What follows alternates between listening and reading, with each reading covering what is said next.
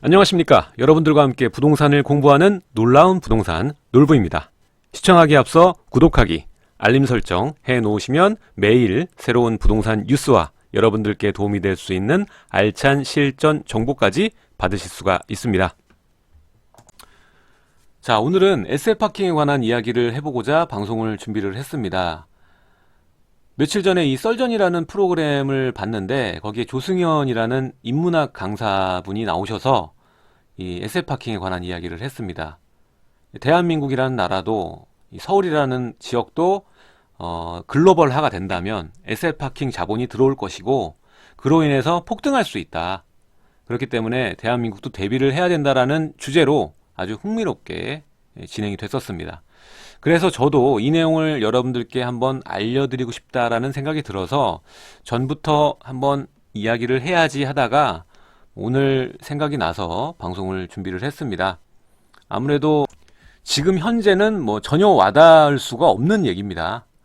뭐 대한민국의 에세이파킹이라니 라고 생각하시는 분도 계실 건데 그 해당 방송 보면은 이 우리나라의 그 강남에 있는 고급 주상복합을 아주 높은 호가에 매입을 한 그 케이스를 보고 러시아인이 샀어요. 105억에.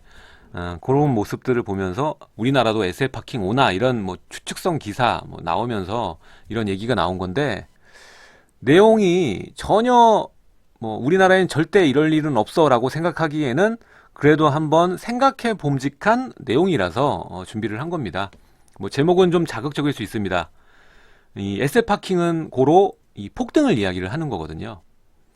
정말 이 넘사벽 수준으로 올라가는 거를 에세이파킹의 자본이 들어왔을 때는 그런 현상이 벌어지기 때문에 결국에 서울의 가격은 폭등할 것이다 라는 제목으로 적어봤습니다.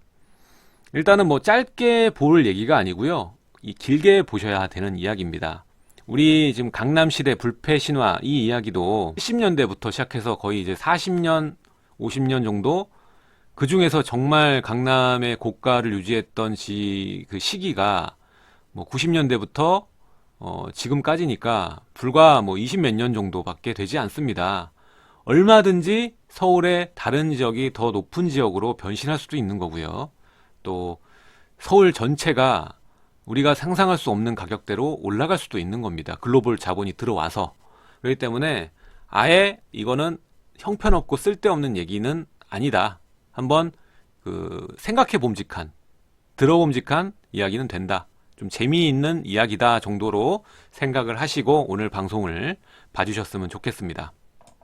자, 그럼 의미부터 한번 살펴보도록 하겠습니다. 에세이파킹이 무엇인가? 오늘 처음 들어보시는 분도 있으실 것 같은데 이 에세이파킹은 자산이란 뜻을 가진 에셋이란 영단어와 이 주차라는 뜻을 가진 파킹이 합쳐져서 흔히 이 개발도상국에서 많은 돈과 부를 가진 부자들이 본인의 국가에 투자를 하는 게 아니라 이 자산을 옮겨서 자산을 좀 더 안전하고 투자하기 좋은 선진국으로 투자를 하는 겁니다.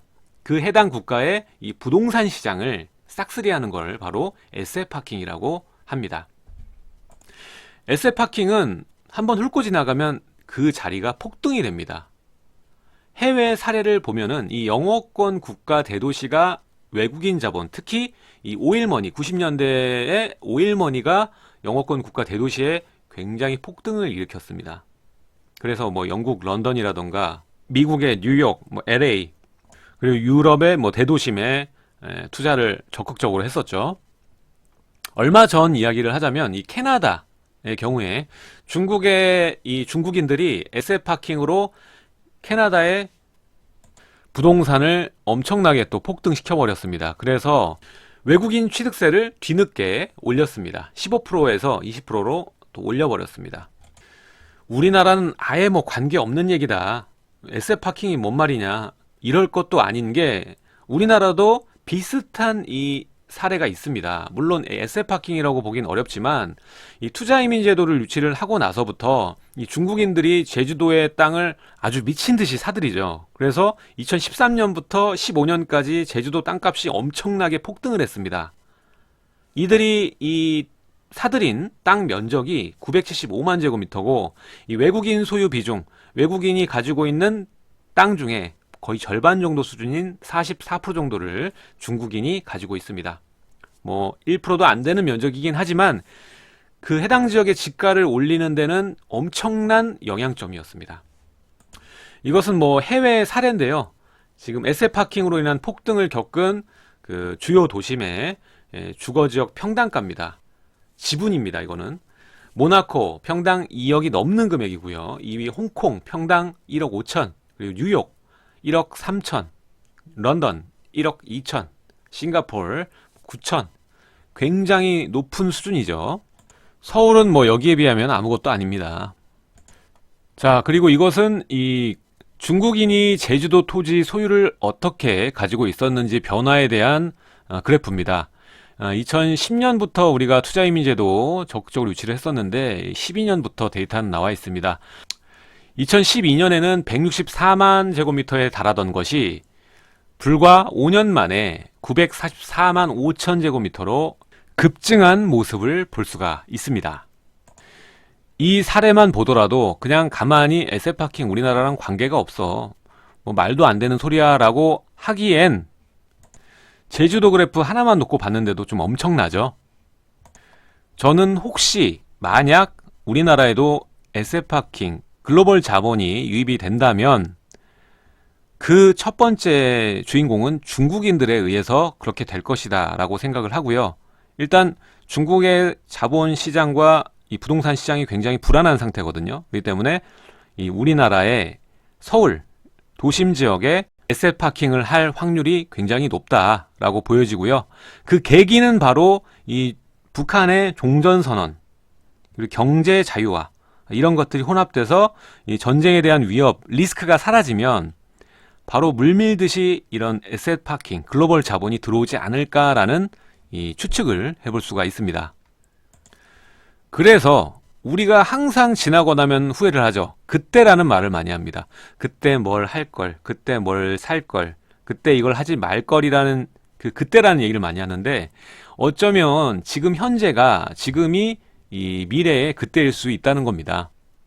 이 에셋 파킹의 무서운 점은 세계 각국의 이 글로벌한 자본들, 부자들이 안정적인 자산 가치를 갖는 부동산에 투자를 하려는 이 심리가 무서운 겁니다. 이 에셋 파킹이 한번 훑고 지나간 지역은 자금이 적은 이 중산층 이하의 국민들이 집을 마련하는 일이 지금은 뭐 빠듯하게 가능할지 모르지만 에셋 파킹이 한번 훑고 지나가면 아예 그건 꿈으로 바뀝니다. 현실 불가능한 가격대로 올라가 버리기 때문에. 지금 현재 예를 들어 설명하자면 이 우리가 강북에 계신 분들이나 수도권 계신 분들은 강남 너무 비싸다, 거품이야 라는 얘기 굉장히 자주 하시죠. 물론 이게 거품일 수 있습니다. 하지만 이 글로벌 자본이 들어온 에셋 파킹이 이루어진다면 서울 전체가, 지금 현재는 강남만 그들만의 리그이듯이 전체가 그들만의 리그로 바뀌어서 중산층 무주택자들은 이 서울 안에, 수도권 내에 집을 마련하는 일이 꿈으로, 넘사벽으로 바뀔 수 있다는 그런 가설이 되는 겁니다. 우리가 흔히 그때 강남에 살 수 있었는데, 그때가 기회였는데 라는 말을 자주 합니다.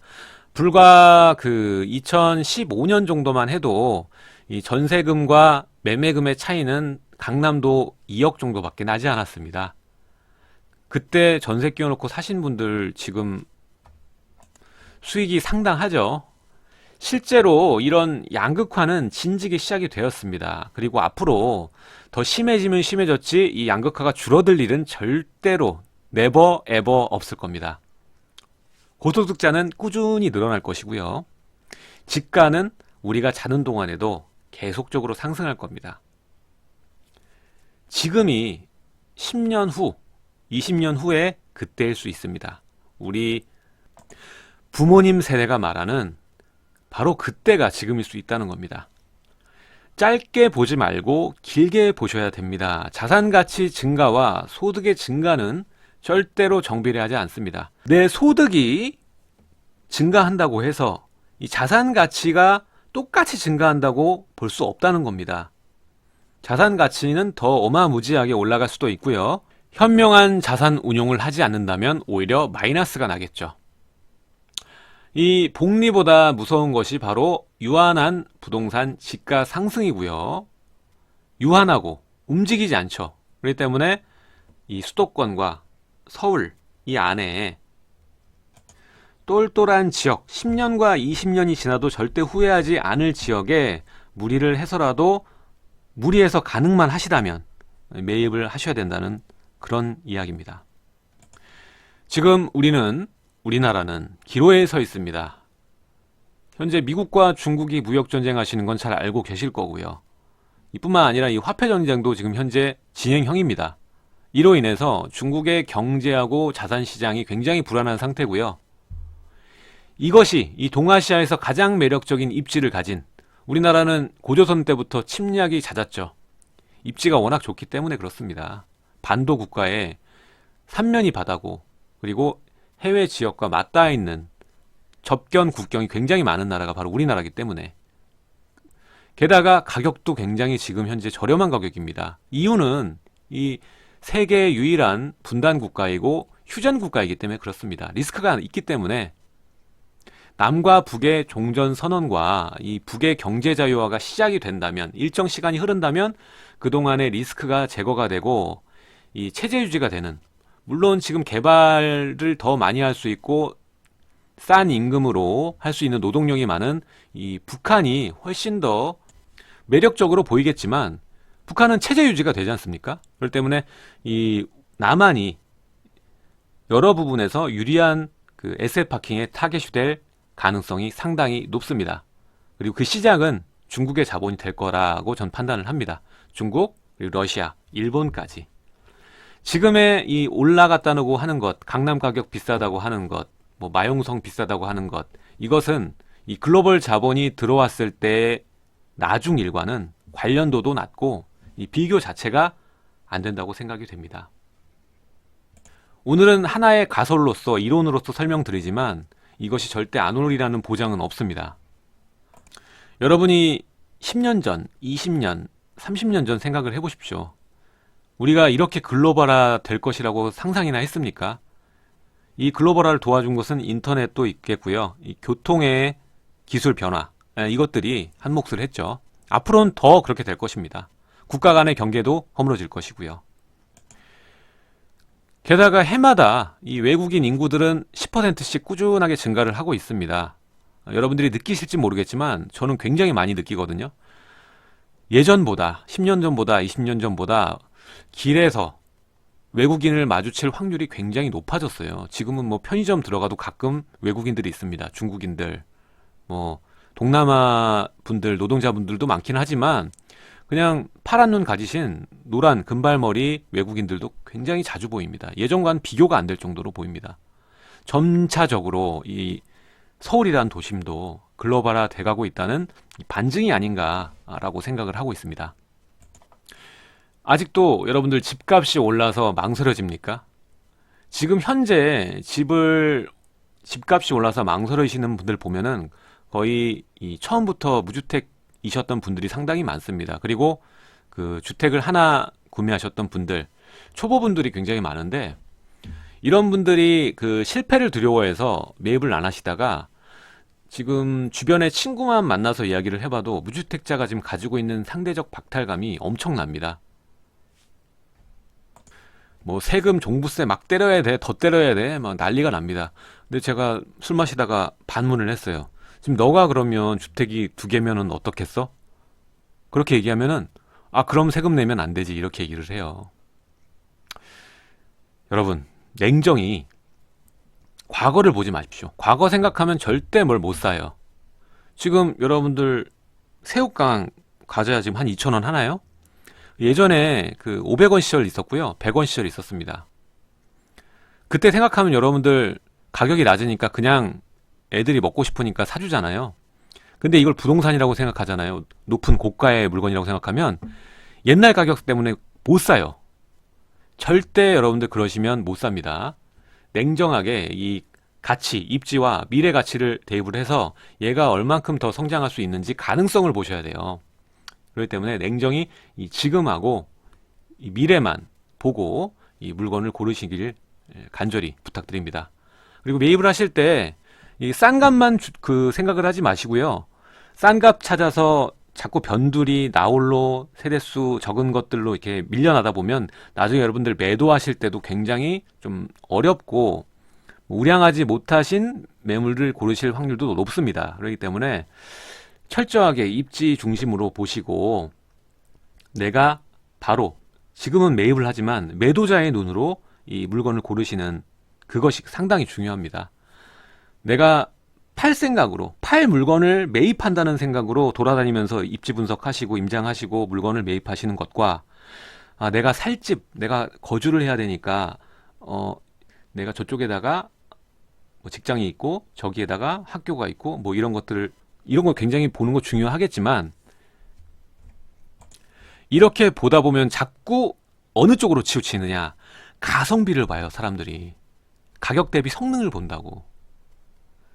근데 이 매입하시는 입장으로 보면은 가치 중심으로 봅니다. 확실히 가치 중심으로 보기 때문에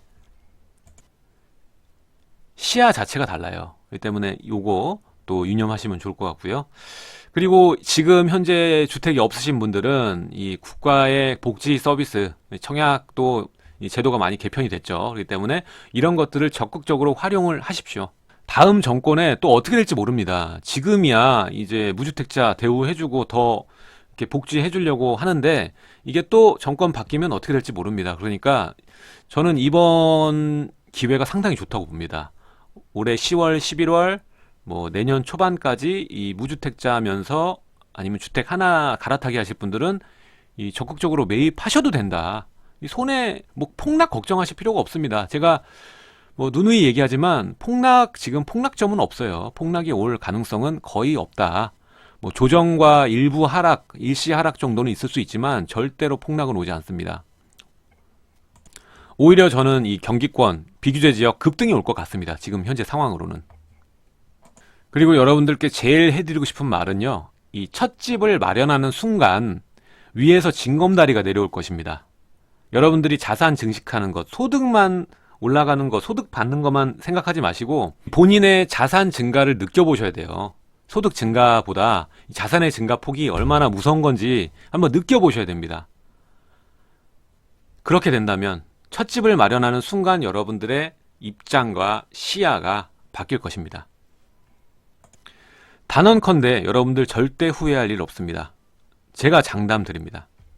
오늘 내용 여기까지 하도록 하고요. 여러분들 구독하기, 알림 설정 부탁드리도록 하겠습니다. 제 영상 좌측과 우측에 또 다른 영상들이 나가고 있으니까 마저 시청 부탁드리도록 하고요. 내일 또 새로운 소식으로 여러분들을 찾아뵙도록 하겠습니다.